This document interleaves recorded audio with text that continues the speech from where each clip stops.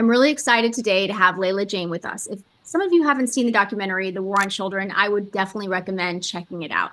It was a groundbreaking documentary that reached over 60 million viewers, changed hearts, changed minds.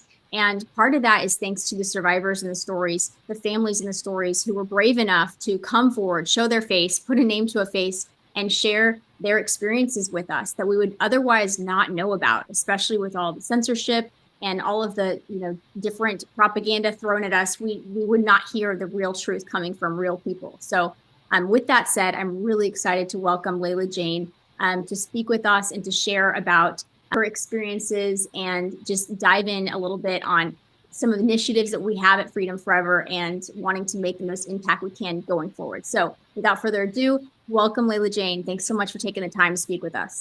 Yeah, thank you for giving me the opportunity and the space to speak about this here. Absolutely. Well, for some of the audience who might not have seen the documentary, would you mind just recapping your story, just briefly so people can kind of get an idea of what your story is? I am, I guess, what you would consider a detransitioner. I kind of have leaned into more just a survivor of gender medicine.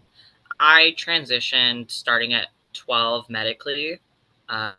I went through the course of Lupron. I took testosterone from about 12 to 17, and I had a double mastectomy a month after my 13th birthday. What are some of the, what are some things that you're going through now as a result of these, medical decisions that were made under coercion, under exploitation, in my view, as a young child? What lasting effects that people might not be aware of are occurring in your life? So my voice, I'm not sure if you can tell. I've tried to kind of work on it myself, but it's forever going to be a bit deepened. I struggle with urinary bladder issues and atrophy. Those are like kind of the main ones. I kind of think that the Lupron might be the cause of joint pain that I have every day. And, I'm only 20 years old. It's kind of a little bit odd to be having this level of pain daily, And as far as the mastectomy goes, I have a lot of nerve pain around the area. Sometimes it feels like cutting sensation. Sometimes it's just really itchy. But the problem with that is I can scratch it, but the skin is pretty numb, but the nerves underneath are still misfiring. So I don't really get any relief when I scratch. I'll never be able to breastfeed again. Although I do still have my glands, but they're severed. I've actually confirmed this. I've had ultrasounds done. If I ever were to conceive, I would need to preemptively get them removed. Otherwise, I would have issues and possible infection, which could be life-threatening. Circling back to the testosterone, it also gave me a lot of liver damage, I found out recently. Like, I was questioned when I was about 14 because they ran regular blood panels on me and noticed that my liver enzymes were off. They were questioning me as far as, like, have you been drinking and sneaking out? And at that age, I never drank at all. And so I kind of have fatty liver disease and have had it for quite a while. So those are like the main ones. Well, it sounds like that's a lot to be dealing with at 20 years old. I mean, what does that look like? I mean, financially, how are you able to deal with that? Insurance companies helping? I mean, they were happy to help when you wanted to transition. What are they doing now? I don't have Kaiser anymore. I switched to a different network earlier in the year or late last year. But after I did turn 18, when I still had Kaiser and was trying to figure everything out, I called member services asking to, because they had my name and gender marker incorrectly labeled as male, which could have been life threatening had I gotten into an accident and couldn't have verbally relayed that information or had a crisis. And they were just looking at my chart. They wouldn't be able to accurately diagnose or medicate me because sex is relevant in these situations. But anyhow, when I turned 18, I called member services up and I asked them myself to change my name and revert my gender marker back and to send me a new insurance card to reflect that change. And about 2 weeks later in the mail, I received another one that had my boy name, and I think it had a gender marker on it, if I'm not mistaken. I think I ended up talking to someone in person too, and they said that they changed it. And lo and behold, at my next appointment, it still said male and it still had the boy name. When I had Kaiser, I even tried to schedule with my new GP, and I tried to explain to him, because I don't think he was versed in trans issues to begin with. So obviously it was really hard to explain the detrans thing. And he just looked at me like I was crazy and didn't even order the correct labs I had asked for, because I wanted to see where my hormones were at, because I just had no idea. I haven't gotten very far with my new insurance yet. I'm hoping that they'll be helpful and that I don't have to fight them too hard. But I'm very scared after my prior experiences. How are you able to, go through that detransition process, and what does that look like for you? What are you hoping can be fixed, if anything? And, what are the costs looking like? And, what is that like to take that on? So I kind of started my detransition on my own. I was really scared to go back to my doctor, especially, who wants to go back to the people who harmed you? And especially dealing with member services really put me off. So I tapered myself off hormones shortly before I turned 18. So I did that by myself. Thankfully, I don't think I messed myself up. I think I did it safely with what little online resources and information I had. So, as far as what can be fixed, a lot of these surgeries are particularly invasive. One thing that I am kind of set on and hoping to get sometime in the next year or two is breast reconstruction, just to give me like a sense of normalcy, because shopping for clothes can be a little bit odd for me sometimes with my proportions, because my body fat is redistributed, so like I'm for the most part kind of curvy, but like completely flat up top, so that can be a challenge. And it's painful to look at and think about, and it actually makes it really hard to want to shower regularly, because I have like a lot of PTSD symptoms. So that's kind of the one thing that I'm really set on.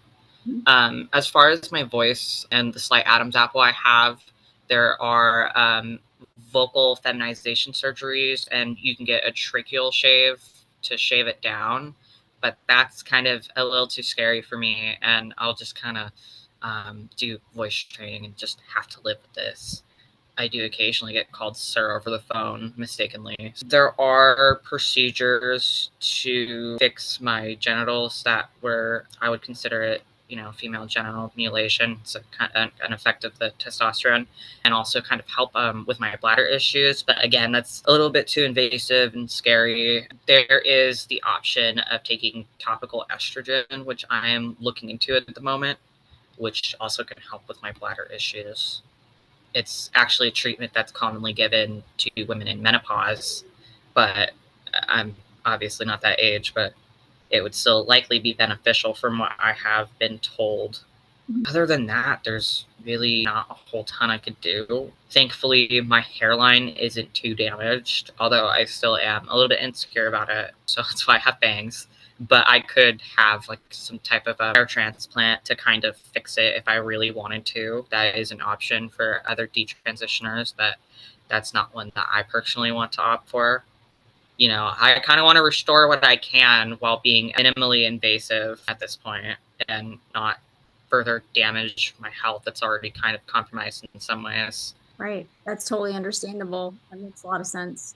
You mentioned, female genital mutilation. And I think that's something I have not heard talked. I've been on a lot of panels and conferences and podcasts and all of that.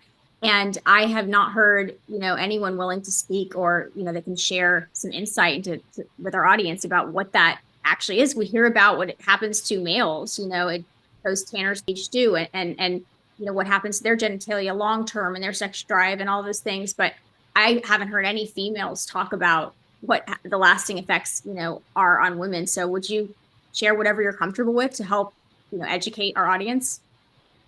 Yeah, so it's really hard to talk about, and it's obviously a really embarrassing thing, but that is an effect of when females take testosterone. Is the clitoris and that structure, it grows, which is probably, I'm not sure, but I've had doctors theorize that that's why I have bladder issues, is because it's putting unnecessary strain on the other underlying interconnected structures in the area.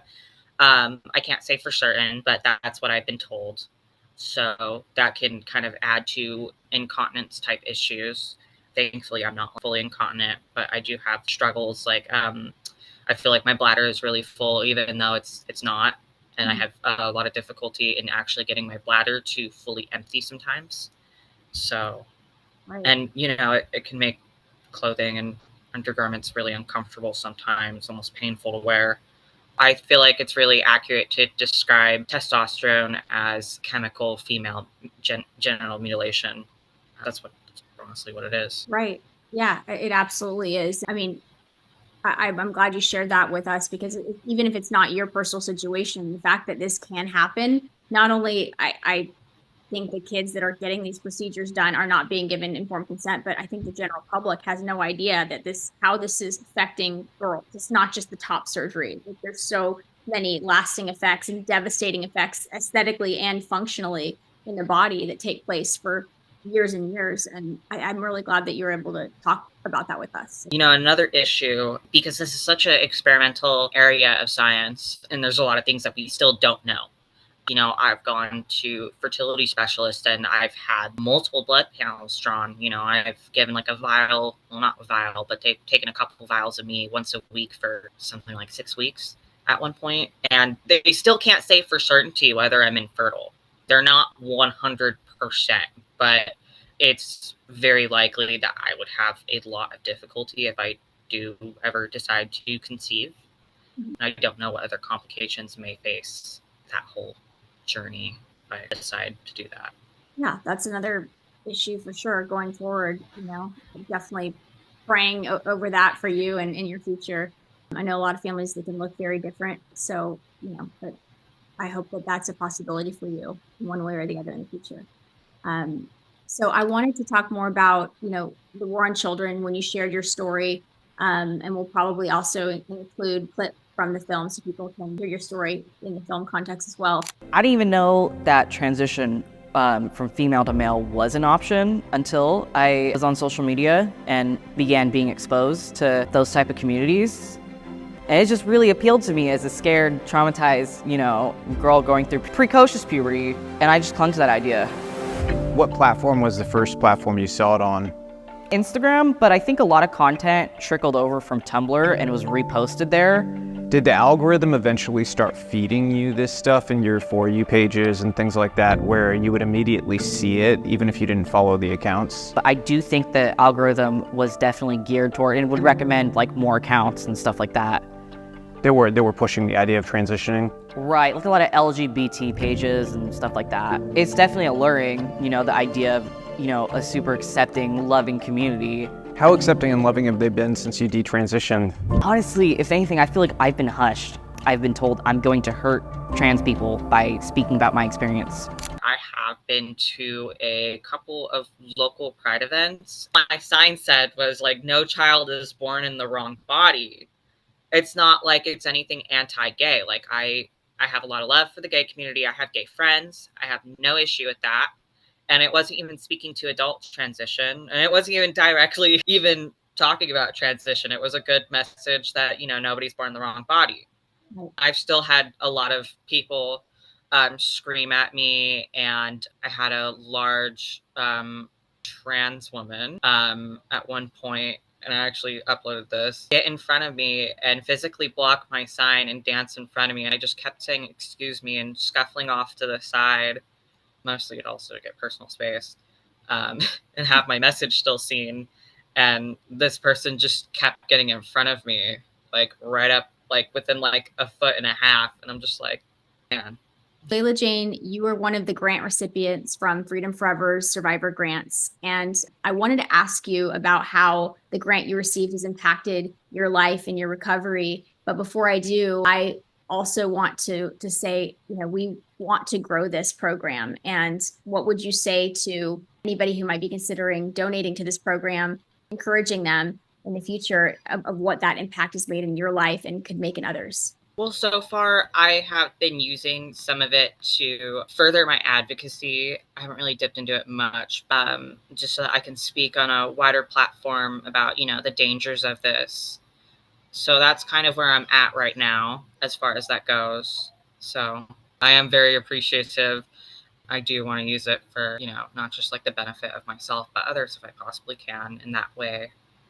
You think that other survivors out there that are in that detransition process need that support, or do you think there's adequate support out there for them? You know, as it stands now, I don't really think there's adequate support. That's why so many people have like GoFundMe's and Gives and Goes, not only to support their advocacy, but for just medical stuff. You know, it's really tricky to get insurance to cover this. You know, they'll cover for you to get your breast removed, but they won't cover for you to get reconstruction later in life. It's difficult to get them to cover, you know, like if you want to take estrogen, topical estrogen later on. I've heard that a lot of people have to fight them, you know, because there's resources even for menopausal women to get estrogen, but those resources, they'll see your age and be like, oh, you're 20, you're not eligible. Mm-hmm. So we don't really have that for detransitioners at this point. So do you think there's other detransitioners that would like access to that healthcare, you know, whether it be surgery to fix things, you know, urological issues or anything to that effect, that would otherwise not be able to without support, grant money, etc.? Oh yeah, there's plenty out there. I know for sure. A lot of them, you know, don't necessarily want to speak publicly like I do. I've just kind of put myself out there at this point. You know, a lot of them are a lot more private and fighting this and trying to figure it out and navigate this system on their own, and as a result, usually going without any type of care. Right. Are there some doctors that just put their hands up and say, I'm sorry, I can't help you. I don't know what to do with this situation? There's a lot, you know, there's already a lot of doctors that understand the trans thing. You know, there's some that kind of barely understand it, but are still willing to sign off, I feel like, on these prescriptions. But there's nobody who specializes in detransition care. This is a really new field and isn't really well known or well studied. Matter of fact, we need a lot more studies. So yeah, there's a lot of them that, you know, they mean good. They want to help us, but they just don't understand what we need, how to support us, what's best and most ethical for us. I feel like, especially with therapists, especially in states like California, their hands are kind of tied because, you know, they treat helping someone with their detransition as conversion therapy. Like if you were to try to convert a gay person to straight, even though, you know, the person is willingly detransitioning and wants the help, it's still considered that. So that's another issue that we face. Wow. When you watched the film, The War on Children, you heard, you know, Yaley's story. Did you relate to that? How did it make you feel? You know, I've heard a lot of similar, actually heartbreaking stories. Like I've you know, I've met parents in this state who they didn't agree with medically transitioning their child, and as a result, CPS stepped in and took the child away. They've been without contact for I'm not really sure how long. And, you know, they're heartbroken and torn up about it. They miss their kid and they want their child to be protected from medical harm, and they just don't really know where their kid is, or, you know. And my heart goes out for these people, you know. Like it's horrific, honestly. I feel like it's a really severe overreach of this system that's meant to protect children, and in turn it's taking them away and essentially trafficking them. Yeah. I would almost consider it that. It's heartbreaking. It's, you know, really hard to hear these stories, but they need to be heard. 100%. I mean, we definitely see it as trafficking. Anytime you're separating families like that and using force, fraud, or coercion, it meets the legal definition for what they're doing with children, for sure. So it's something that at the time, when we started, you know, advocating for survivors, amplifying their voices, helping sponsor them so they could testify in these critical bills across the country, you know, we got a lot of flack because we were one of the only anti-trafficking or anti-child exploitation organizations, at least in our state, willing to stand up and say, this is abuse, this is child exploitation. And we're going to speak up loudly about that.